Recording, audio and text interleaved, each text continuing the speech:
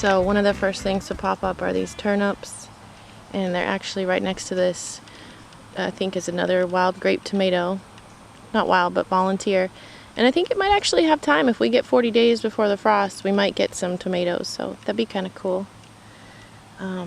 So the turnips popped up, and then I'll tell you what popped up first over there. And yes, it's another brassica. That is kale. So now that I have these popping up, I feel a little better about coming in here, taking out these dead plants. Oh, and there was a bee on me. That's always nice. So here's a marigold. It got huge. So I'm gonna leave the stem in the ground.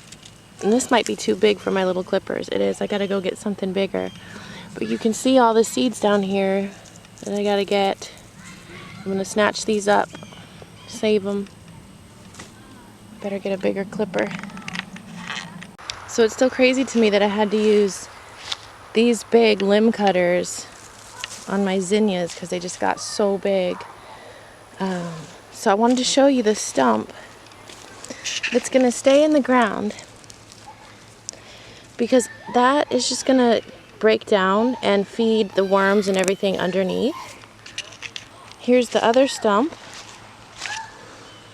from the marigold. So that is going to stay and just deteriorate, and I'm going to come around now and pick up some of these, and a lot of them will just stay and hopefully come back next year. Ideally you want to get these before they've been sitting on the ground getting wet, but I'm going to let these dry out really good and they'll be fine.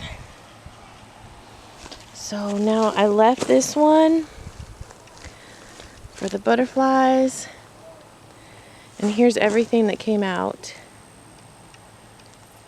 Huge stems. So harvest this and replant it. It's always easier to do once something is starting to grow again. I have to have my cycle going.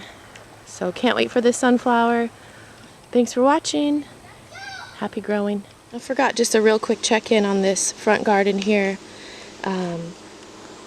Remember, I put all the cardboard around, and this is the strawberries, and I actually brought in some tiles and pulled out some strawberries so we could have a patch next year. So we can have a path. The zinnias are still going.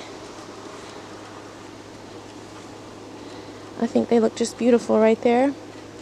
Collard greens are still going, so beautiful.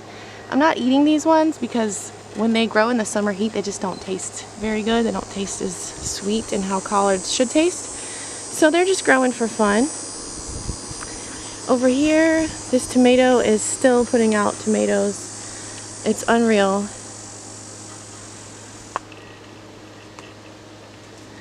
And I don't have the heart to tear it out. Although my pineapple in there is definitely suffering. Everything else has just gotten pushed out by this tomato, which is trying to grow all the way here. Aloe vera is doing really good. Pineapples.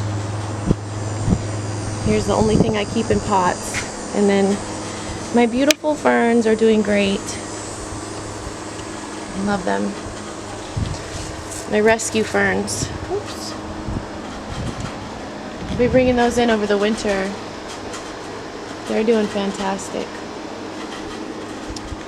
So I'll probably open up some space in here and put some kale in here, because I like to have kale really close to the house. So I might put some down this way just because I can run out and grab it for a smoothie. And the closer it is, the more likely I am to come and grab it. So yeah, that's the update on the little side garden.